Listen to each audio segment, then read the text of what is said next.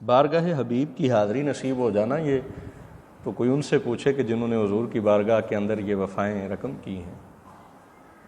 صحابہ جس قدر ادب کیا حضور کا، اور صحابہ نے جس قدر سرکار سے محبت کی ہے، اور اس محبت کے جو تقاضے اس امت تک پہنچے ہیں نہ کرتے تو ہمیں کیسے پتہ چلتا کہ محبوبوں کی بارگاہ میں جایا کیسے جاتا ہے؟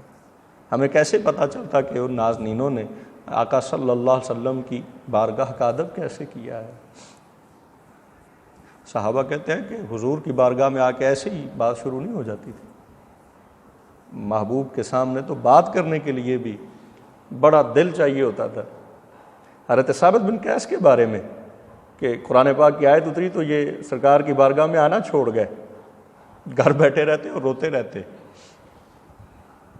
کریم نے ایک دن پوچھ لیا، ثابت بن قیس نہیں آتے، کیا وجہ ہے؟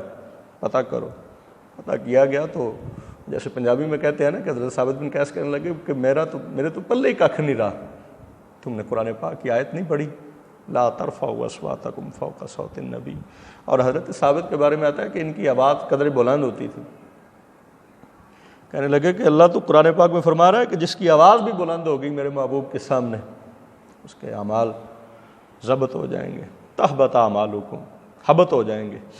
تو میری تو آواز بارہا دفعہ، لیکن اس نازنین نے کبھی میں کس منہ سے جاؤں حضور کے سامنے؟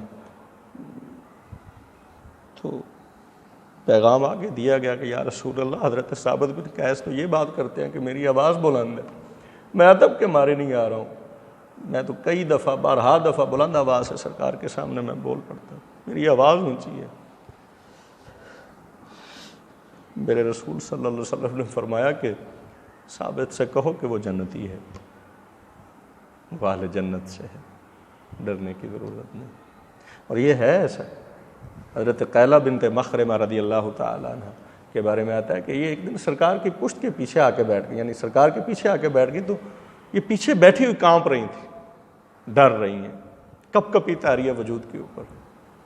اچھا، جو سامنے کو بیٹھا ہو، روب دبدبہ جلال اللہ کے انوار و تجلیات کی ہر وقت بارش رہتی تھی، سمجھ تو آتی ہے، لیکن جو پشت کے پیچھے بیٹھا ہے اس کو ڈرنے کی اور اس کے اوپر کپ کپی کس وجہ سے؟ چلے سامنے کو بندہ آ کے بیٹھے اور اس سے بات شروع ہو تو وہ ڈر جائے، یا اس کے اوپر کپ کپی ہے تو وہ سمجھ میں، لیکن یہ جو پیچھے بیٹھی ہیں اور پیچھے بیٹھے کانپ رہی ہیں۔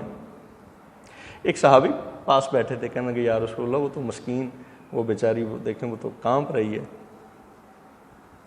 سرکار نے دیکھا نہیں ہے پیچھے، کہ ویسے ہی کہا قیلہ سکون اور طمانینت حاصل کرو۔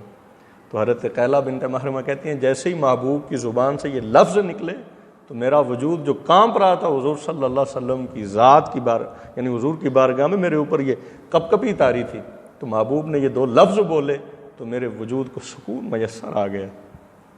جس کے دل میں پوری کائنات کے دکھیاروں کا سکون موجود ہو، اس کی بارگاہ میں بیٹھ کے کوئی بے سکون کیسے ہو سکتا ہے؟ بلکہ ایک شخص آیا حضور کی بارگاہ میں، ایک شخص آیا تو انہوں نے گفتگو شروع کی، حضرت ابو مسعود انصاری رضی اللہ تعالیٰ عنہ کہتے ہیں کہ اس نے سرکار سے جب بات شروع کی نا تو سرکار نے جب اسے گفتگو فرمائی تو وہ کانپنا شروع ہو گیا، تھر تھر کانپنے لگا۔ ہم یہ منظر دیکھ رہے تھے، ہائے ہائے، اللہ کے محبوب صلی اللہ علیہ وسلم نے حد کر دی، عاجزی انکساری اس سے بڑی کہاں سے لائیں؟ سرکار نے اس شخص سے پتہ کیا فرمایا، تم کانپتے کیوں ہو؟ کیوں کانپ رہے ہو؟ ڈر کیوں رہے ہو؟ تمہیں پتہ ہے میں کس خاتون کا بیٹا ہوں؟ اللہ کے محبوب صلی اللہ علیہ وسلم نے فرمایا میں قریش کی اس خاتون کا بیٹا ہوں کہ جو گوشت کو دھوپ میں سکھا کے کھایا کرتی، یعنی گوشت کو دھوپ میں، اس میں سرکار اپنی والدہ کی وہ سادگی عاجزی کو بیان فرما رہے ہیں کہ ہم کو اتنے بڑے وہ ایک شہنشاہوں والا نظام نہیں، بلکہ میری ماں تو عام زندگی گزارنے والی میری ایک ماں، وہ جو دھوپ میں گوشت کو سکھا کے وہ عورتیں، خواتین، اعلیٰ حضرت نے اس کے بارے میں لکھا ہے کہ یہ مطلب معاشی طور پہ جو تو وہ اپنے گوشت کو نا خشک کر لیتے تاکہ اس کو ذرا دیر پا استعمال کیا جا سکے۔ امیر تو جن کے پاس دنیاوی جاہو حشمت زیادہ ہو وہ تو جب ان کا دل کرے وہ گوشت حاصل کر لیں، لیکن جن کا نظام ایسا ہوتا ہے کہ چلو اس کو ذرا زیادہ طویل عرصے تک گوشت کا ذائقہ اس میں، پھر اس کو کسی بھی چیز میں ڈالیں تو وہ اپنا ذائقہ دے دیں۔ تو سرکار نے اس کامتے ہوئے شخص سے فرمایا کیوں ڈر رہے ہو مجھ سے بات کرتے ہوئے، میں تو اس ماں کا بیٹا ہوں کہ جو خشک کیا ہوا جو گوشت ہے وہ کھایا کرتی تھی۔